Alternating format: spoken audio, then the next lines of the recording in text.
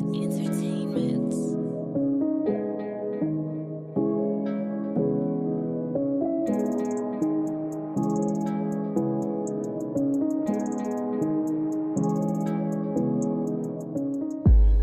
All right, people, we back.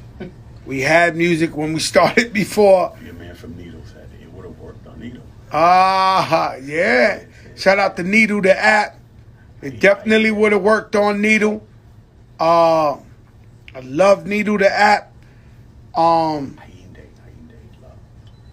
We out there, and so we trying to get it popping. We're Kool in the gang. We the biggest in the gang. Nobody's close. And so I turned it off, turned it on. Let me see if we can get the brother on. What's the Robert? What's the one? His main one? The main one is Robert Kool Bell. Robert Kool. Mr. Robert Kool Bell. Here you go. No, I get it, Mr. Dot. Robert. Hold on. Sent to Mr. Robert Kool Bell. Let's see if the brother comes on. Yo! Listen, peace, fam. It's Prince Hakeem.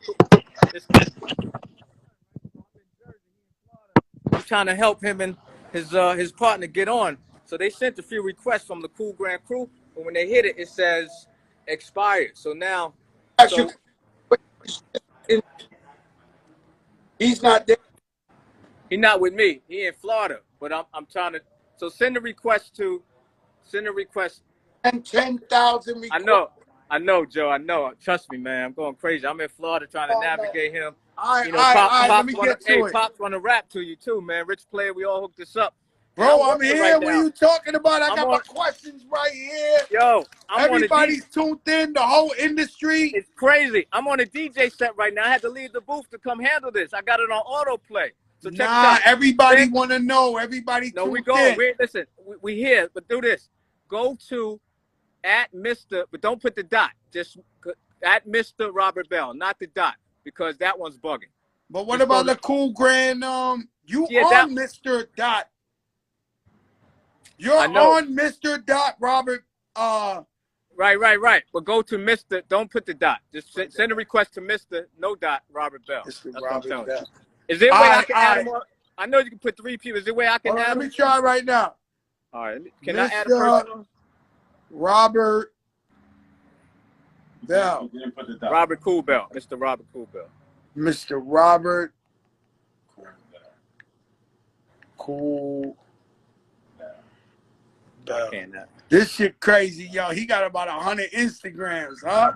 Yo, it's crazy. The whistle is out. Oh, yeah, there you go. God damn, man. We got the whole family here tonight. I gotta go to work, man. God,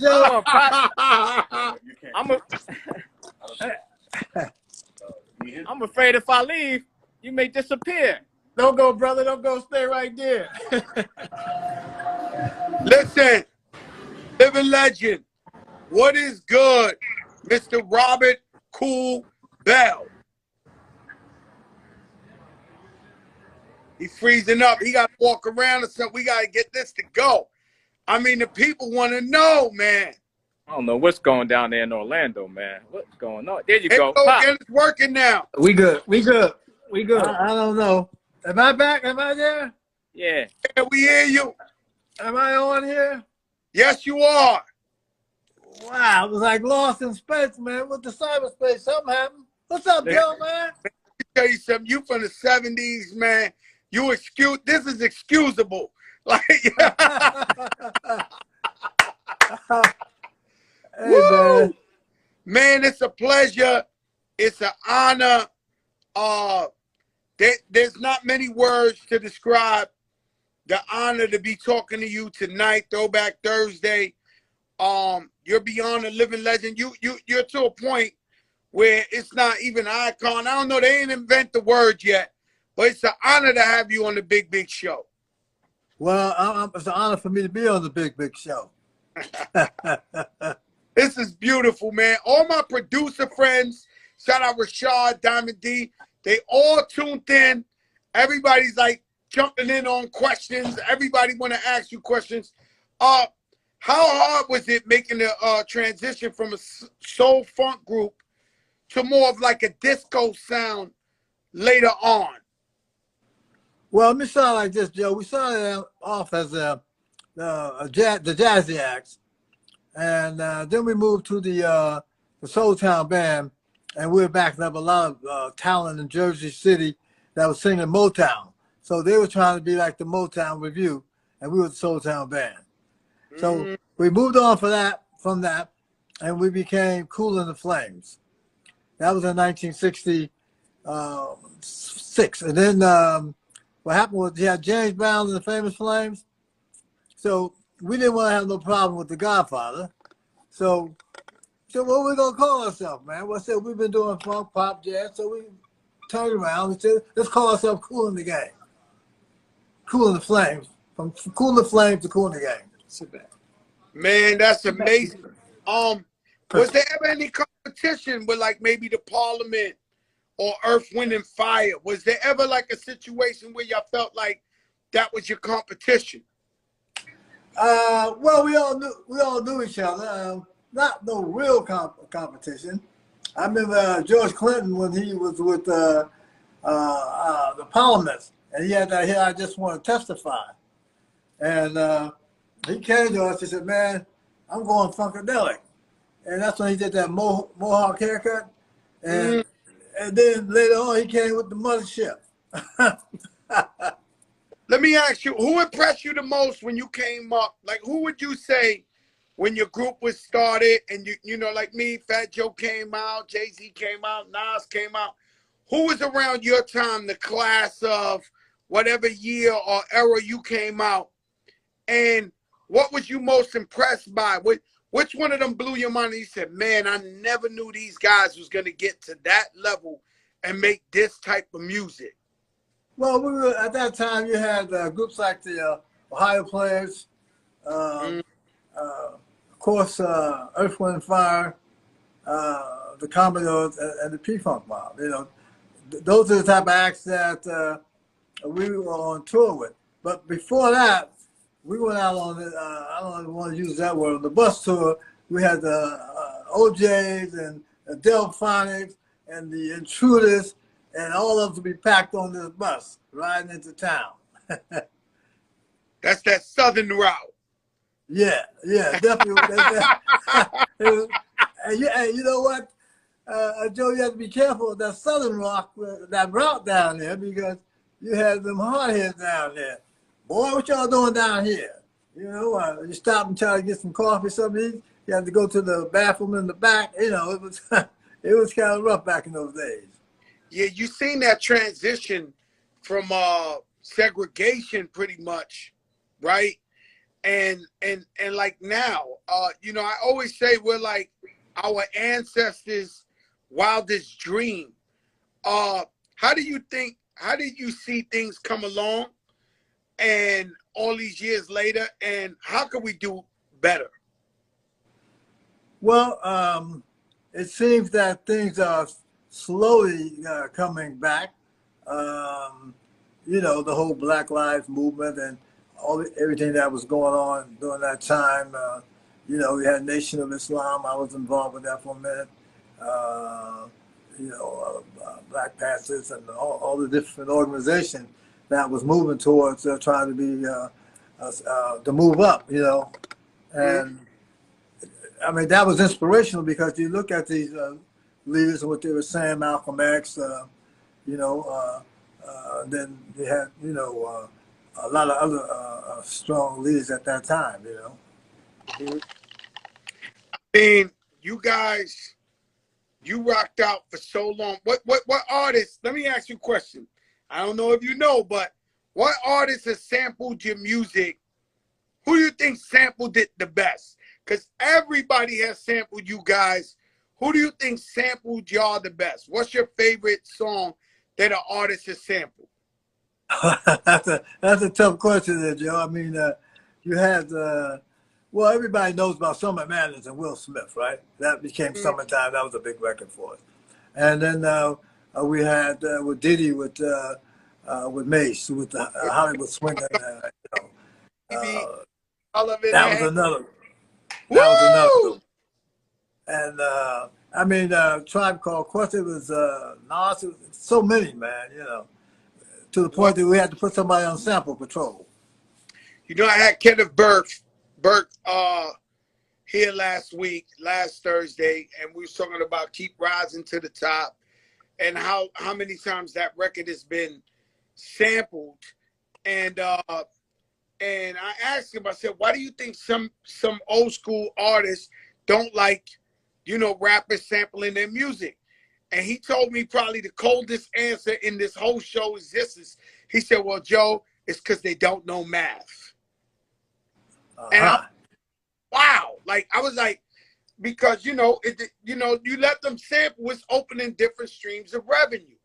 So I never understood why, I didn't know if it was pride. Why did you say you embraced the youth and said, all right, rappers, you can sample my music? Well, in the beginning, there's a lot of sampling was going on, but there was no control on that. And when they passed a bill in Washington where if a record company put your song out, they had to get clearance on that. So that kind of like opened up the door because now we were getting paid for the sample. Before, like I said, it was like the Wild Wild West. We had to put somebody on sample patrol, catch that lick. But yeah, so after that, a lot of people, it was a lot of clearance on the music, and a lot of other groups started sampling our music. Let me ask you a question. Let's go into because I tell everybody I'm interviewing you. They all want to bring up JT. Who y'all brought in as a lead singer. And as a kid, I used to think he was cool from Kool in the Gang. That's how I tell you in an innocent. When I'm in elementary and I'm watching y'all, I'm thinking he's Kool in the Gang, but he was the lead singer. Right. There are rumors that I'm not dirty. I'm as clean as possible. But there was rumors he felt like he got bigger than the group, stuff like that. Why did y'all part ways? Well, I mean, he had some managerial problems at the time, people that was managing us. And other acts, you had Michael Jackson. He went out and did his thing, became successful. Lionel Richie, he went out and did his thing, became successful. So I guess he felt that that's something that he can do. I always told him, you can do that, but stay in the band. You want to do a solo project? Do a solo project. But let's stay into the band. And that didn't quite happen. So, I've always loved unity and loyalty, right? As a fan of all genres of music. But why couldn't you be my little brother Khaled? I put him in the game. He got We the Best music, but he's still my family, right? right. And the Kanye West, I always loved that he did his own thing, but he was still by Jay-Z's side. There's a way to be solo or do whatever you have ambitions of doing, but still keeping it real with the home team. Right. So that's what you were saying. Like, yo, you can do your thing, but always be Kool in the Gang. Because some of the rock groups were doing that. Like Phil Collins, he was with I think Genesis, and he went and did his own thing, but he stayed with the band, And so that's what we wanted to do. But it's like you live and learn. The whole culture of the music business to play that game, divide and conquer. And it's almost weird when you see somebody. I remember when Lil Wayne, we met him. Lil Wayne was 12 years old, down with Cash Money, and he doing all this bling bling, all that. And then his contract was up. And I remember the whole entire industry buzzing, saying, is he going here? Is he going there? Is Jay-Z going to sign him? Is he this? Is he this? And he wound up signing back with Cash Money, and everybody thought that was like a miracle because he stood with the guys who put him in the game. And I've always looked at it like, yo, he did the right thing. He stood with his family, you know, at the time. It's crazy that in this industry, when you do the right thing, you could be looked at crazy too. Yeah. But after that, JT did come back for a second run around the 1995. We did a reunion back together again. And it went for 5 years, and then, you know, then people started talking again and said, oh, man, I can still probably do this. Because he wanted to be Kool in the Gang featuring JT Taylor. When he left, we were just Kool in the Gang.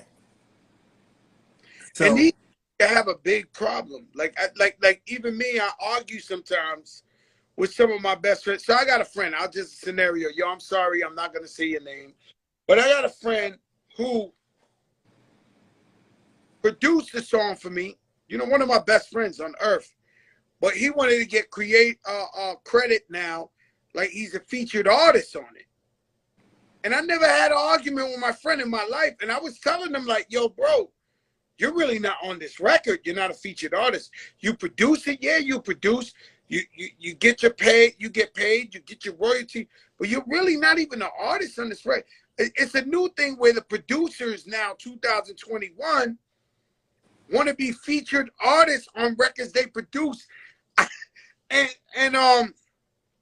it's sad because I love my brothers, but I never like agreeing to stuff that really just ain't true. okay. You know, so, you know, I mean, so y'all bumped heads with him being featuring JT or whatever the case may be. And so, but we wish him well. He was a major part of the group. He put it down for the group. A question that comes to mind.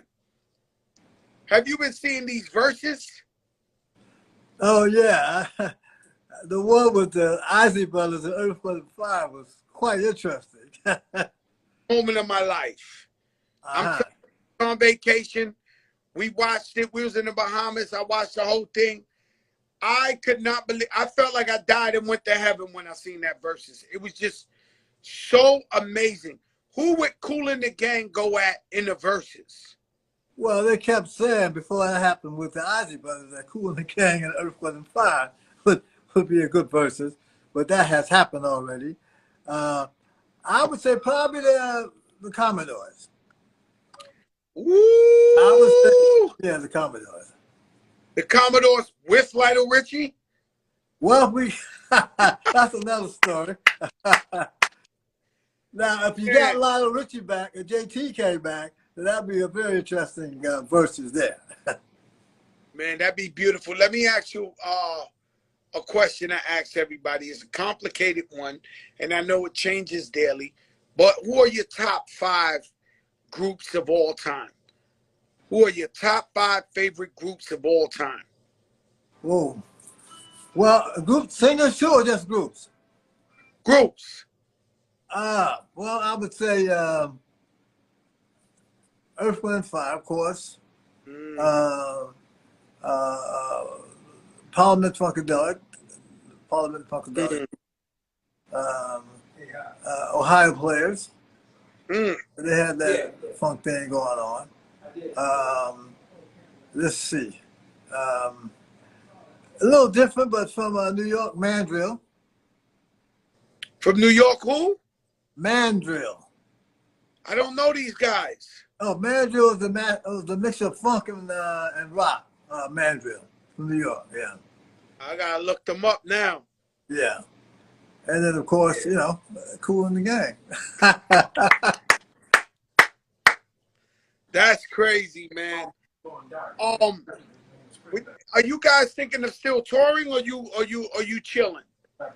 Well, things are starting to come back again. We only did 3 shows in the last year and a half, and but things are starting to come to the table.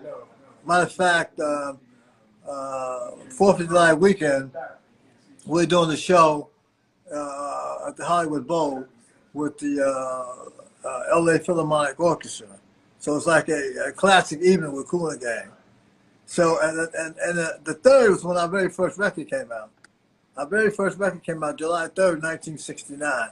So that should be a quite interesting weekend with the 60-piece orchestra. We have done a couple others with orchestras, but it's very interesting to see how they come together and how those guys play funk, you know, like funky stuff or Hollywood swing or jungle boogie. I mean, they really get into it, you know, with those strings and those French horns, and you know, it's a hell of an experience. Yeah, I think the Temptations, you know, we was talking about JT earlier. I think David Ruffin, you know, sometimes certain people could get bigger than, or think they bigger than the group. Huh? The ego could be your strongest asset, or it could be a downfall as well, huh? Yes, you can, you know. But, you know, we have been blessed because we started as a band, and when we had singers in the band, and now we're back to the band with singers, but they also play an instrument. So it's all the band. and that's working for us right now. You know, that's a beautiful thing. And how you feel? You know, today I just went to a school in the Bronx. You know, I'm from the Bronx. They hit me up, MS 363, and the little kids is protesting. They trying to build the school in the only playground around there. And one little girl got up there. I wish I knew her name, and she stopped. She went to speak on the mic, and she said, "Fat Joe, my father loves you," right? And so I'm sitting there, and she said, "No, you got to understand, my father loves you." And you know, I'm from the Bronx, I get it. But it was so heartwarming, and it touched me so much looking at this young lady say that. And at what point does it get to you? Like, now you walking around getting your roses everywhere. Like, now, before you was like, yo, they got to respect me, I'm going to play.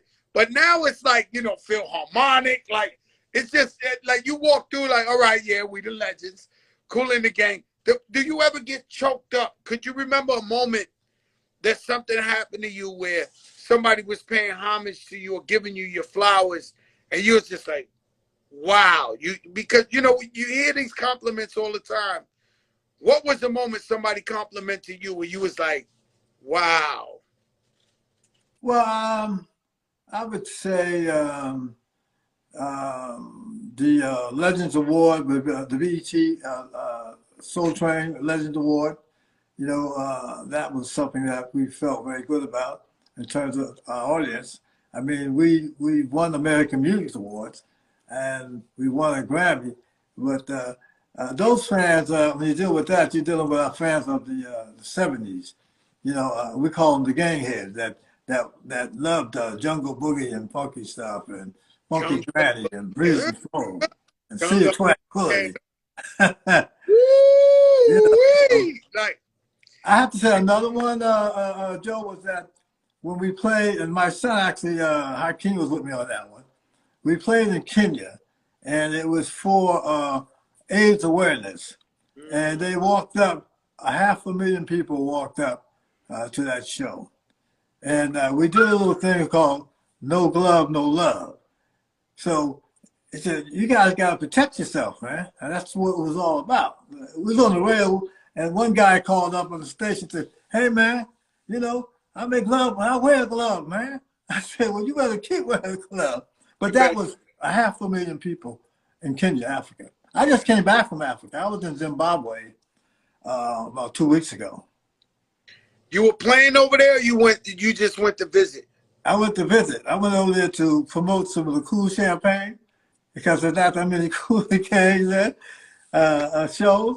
But also, we're doing something for Muhammad Ali. They're doing a museum there. And we're also doing the African Liberation Museum in Zimbabwe. So that's something that we're working on now. So I got to say it right now, Zim is cool. It's cool to go to Zim now.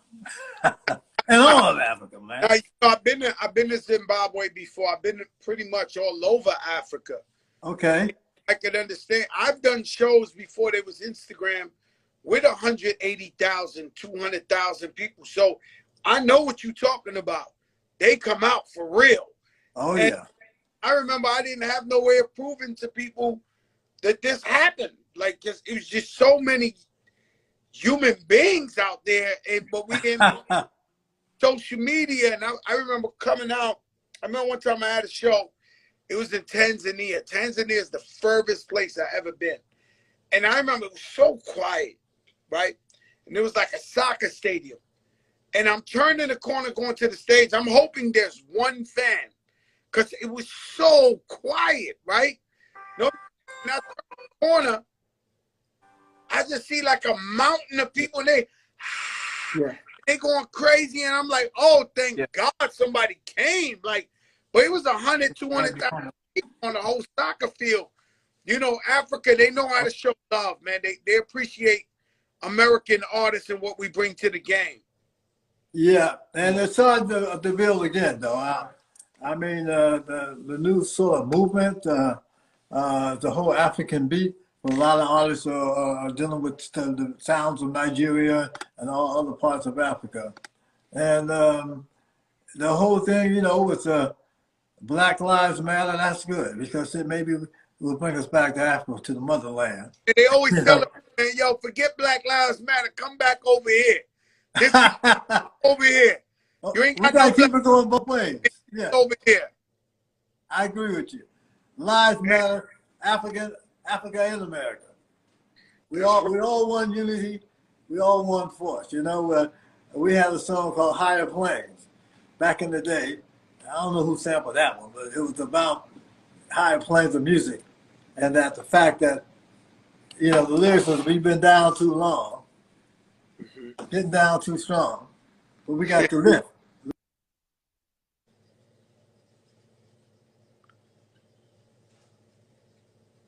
He froze. He'd be all right. Maybe somebody called him. Maybe somebody called him. His son's still on the other one, DJ. It was DJing. It was all three of us. Nah, he left. And it's just us.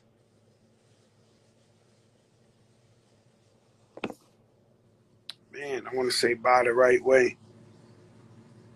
You know? He froze. Listen, guys, Robert Kool Bell. An incredible moment for me.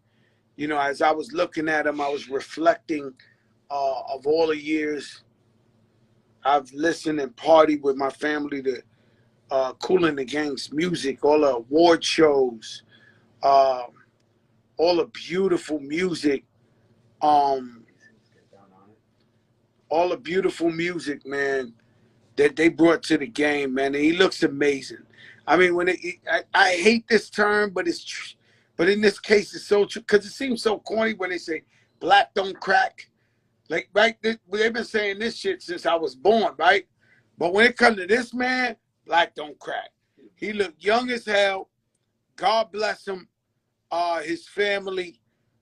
Throwback Thursday. This show, we deal with legends. We deal with uplifting the people. There is no such thing as ageism on the Fat Joe Show. I will bring you Mulatto. I will bring you Uzi Vert. I'll bring you Kodak Black. And I'll bring you Kool from Kool the Gang. I mean, we got to hear from everybody. They teach us to not embrace and not love our legends, but we got to embrace and love our culture and know where we came from to know where we going. Know where you came from to know where you going. And you don't know who I know. You don't know who I know. And I wish I would have told Mr. Robert Kool Bell bye-bye the right way, but the thing fell through. Listen, let your darkest moment bring your most clarity. If you go through something tough and your family, your so-called friends aren't there for you and they're not sticking by you, when you get back on your feet, don't lie to yourself. Stay away from these people. God, love God, through good times and bad times. We only call on God when we're going through something. How about when he blessed you and you having a normal day? Shout out to my mother, my father. I didn't talk to them today because I've been dealing with the kids and getting cursed at. Not cursed at, but screamed at for helping the kids. And so we got to learn that. There's one thing to be an activist. It's one thing to bring up points. But when you call out for help and the people come help, you don't really like take shots at them, you know, because they there for you. I'm often putting myself in the middle of things that nobody in my position would do. And so, you know, I get it, but I'm all about the kids. I'm all about the community. MS363, shout out to Ruben Diaz, the borough president. He activated everybody and got it together. So they went from building a park, building a school over the park, to now they talking. Now we in a discussion, a debate, and trying to get some movement done. And thanks to the kids, I'm so proud of the kids of MS363 because your voices have been heard. I'm proud of the kids contacting us. I'm proud of them because they knew how to move the needle. I, once again, am not a politician, just a regular guy. I'll come out there for the people, stand next to them, and show them love. For the people, by the people. For us, by us. For the people, by the people. Oh, you a smooth guy, man. You know, let me tell you something about 912. That means you have 40 minutes to get to where you going. Yeah, Big Rich, the player. God bless you guys. Yo, Rashad, Diamond D, love you guys. I know this was big for y'all. You know, you sampled Ladies Night and for Little Kim. Oh yes, it's Ladies Night. You know what? I'm gonna have Ted Smooth tomorrow. Tomorrow night I got Eric Adams. He's running for mayor of New York City. We have to talk to him because most likely he's going to be the mayor of New York City if you get out there and vote. So we want to hold him accountable. We want to show him love, and we want to see what his plans are for the community. Love you guys. This is the biggest show in the game.